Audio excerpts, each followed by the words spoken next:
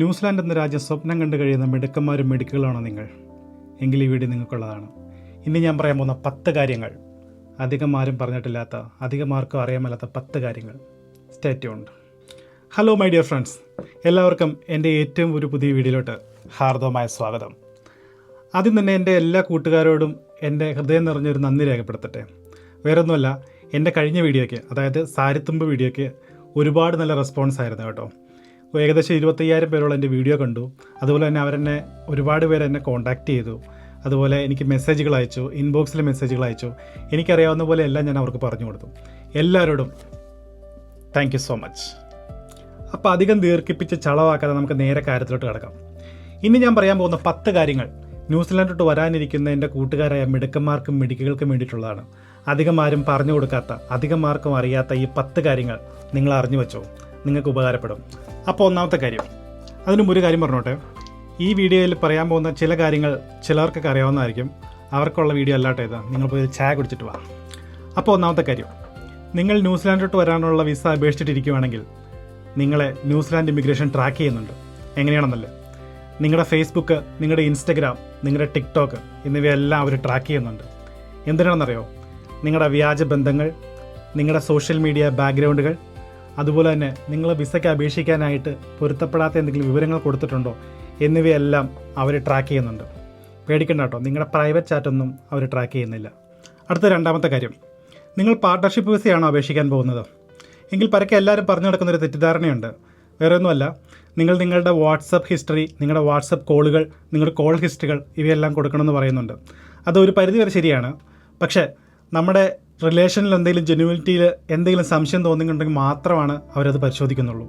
അടുത്ത മൂന്നാമത്തെ കാര്യം, മറ്റ് രാജ്യങ്ങളെ അപേക്ഷിച്ച് ന്യൂസിലാൻഡിൽ ചിലപ്പോൾ ഇൻ്റർവ്യൂവിന് വിളിക്കുമവർ.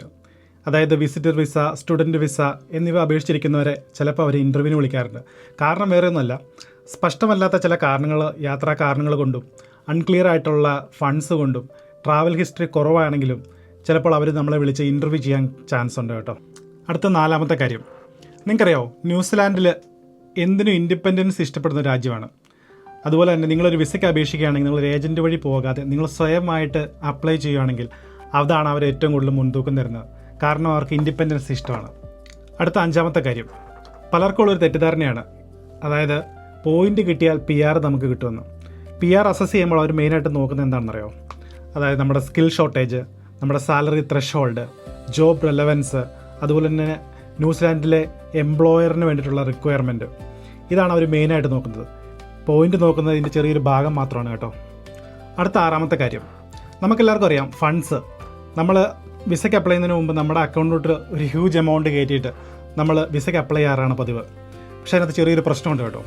ഈ ന്യൂസിലാൻഡ് ഇമിഗ്രേഷൻ നമ്മുടെ സോഴ്സ് ഓഫ് ഇൻകം നോക്കും. നമ്മൾ എവിടെ നിന്നാണ് ആ കാശ് നമ്മുടെ അക്കൗണ്ടിലോട്ട് വന്നത്, എത്ര ദിവസം മുമ്പാണ് അക്കൗണ്ടിലോട്ട് വന്നത്, അതുപോലെ തന്നെ അത് എന്തെങ്കിലും തെളിവില്ലാത്ത എന്തെങ്കിലും ട്രാൻസ്ഫേഴ്സ് ആണോ, അതുപോലെ നമ്മുടെ ലാസ്റ്റ് മിനിറ്റിലുള്ള ബാങ്ക് ട്രാൻസ്ഫേഴ്സ് അവർ ചിലപ്പോൾ ചെക്ക് ചെയ്യും കേട്ടോ.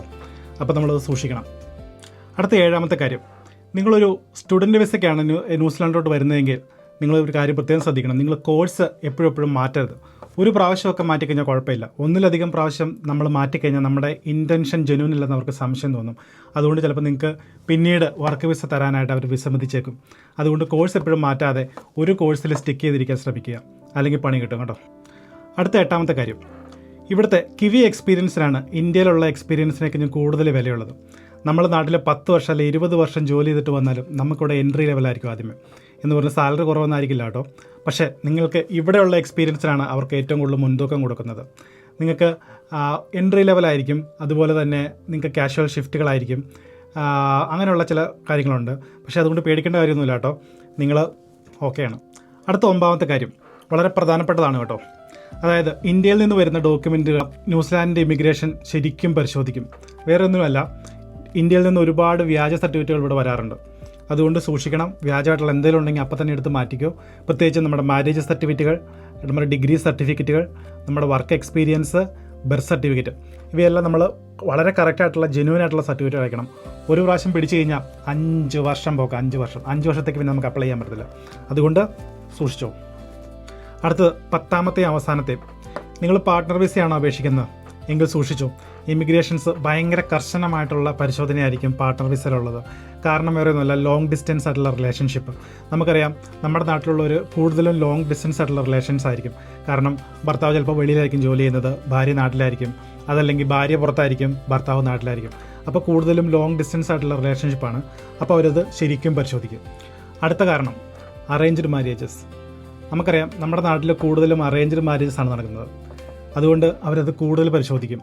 അവർക്ക് ലവ് മാരേജ് ആട്ടോ കൂടുതൽ ഇഷ്ടം. പിന്നെ നമ്മുടെ ന്യൂസിലാൻഡ് ഇമിഗ്രേഷൻ ഡീപ്പായിട്ട് പരിശോധിക്കുന്ന ചില കാര്യങ്ങളുണ്ട്. വേറൊന്നുമില്ല, നമ്മുടെ ബന്ധത്തിൻ്റെ ടൈം ലൈന്, നമ്മുടെ വാട്സപ്പിൽ FB ഫോട്ടോസുകൾ, പിന്നെ നമ്മുടെ കുടുംബത്തിൻ്റെ അക്സെപ്റ്റൻസ്, പിന്നെ നമ്മുടെ ജോയിൻ്റ് ആയിട്ടുള്ള ബില്ലുകൾ, ജോയിൻ്റ് ആയിട്ടുള്ള ബാങ്ക് അക്കൗണ്ടുകൾ, പിന്നെ നമ്മുടെ കമ്മ്യൂണിക്കേഷൻ്റെ തെളിവുകൾ, ഇവയെല്ലാം അവർ ഡീപ്പായിട്ട് പരിശോധിക്കും. അതുകൊണ്ട് അതൊക്കെ റെഡിയാക്കി വെച്ചോ. അപ്പോൾ ഫ്രണ്ട്സ്, ഇത്രേ ഉള്ളൂ ഇന്നത്തെ വീഡിയോയിൽ. നിങ്ങൾക്ക് എല്ലാവർക്കും ഇഷ്ടപ്പെട്ടെന്ന് വിചാരിക്കുന്നു. അതുപോലെ തന്നെ നിങ്ങൾക്ക് എന്തെങ്കിലും സംശയമുണ്ടെങ്കിൽ നിങ്ങൾക്ക് എന്നോട് കമൻറ്റായിട്ട് ചോദിക്കാം, അല്ലെങ്കിൽ എൻ്റെ ഇൻബോക്സിൽ മെസ്സേജ് അയക്കാം. എനിക്കറിയാവുന്ന കാര്യങ്ങൾ വളരെ വ്യക്തമായിട്ട് നിങ്ങൾക്ക് പറഞ്ഞു തരുന്നതാണ്. നിങ്ങൾക്കറിയാമല്ലോ, ന്യൂസിലാൻഡ് വളരെ മനോഹരമായ ഒരു രാജ്യമാണ്. ഒരുപാട് അവസരങ്ങളുണ്ട്. വളരെ ജെന്യുവനായിട്ടുള്ള രീതിയിൽ നിങ്ങൾ അപ്ലൈ ചെയ്ത് വരിക. ഒരിക്കലും വ്യാജമായിട്ടുള്ള സർട്ടിഫിക്കറ്റുകളോ അല്ലെങ്കിൽ വ്യാജമായിട്ടുള്ള രേഖകളോ ഒന്നും നിങ്ങൾ കൊടുക്കാതിരിക്കാൻ ശ്രമിക്കുക. വളരെ നല്ല രാജ്യമാണ്. നിങ്ങൾക്ക് എല്ലാവർക്കും ഈ രാജ്യത്തിലായിട്ട് അഡ്വാൻസ് ആയിട്ട് സ്വാഗതം. അതുപോലെ തന്നെ ഇൻട്രസ്റ്റിംഗ് ആയിട്ടുള്ള പുതിയൊരു വീഡിയോയുമായിട്ട് നമുക്ക് വീണ്ടും കാണാം.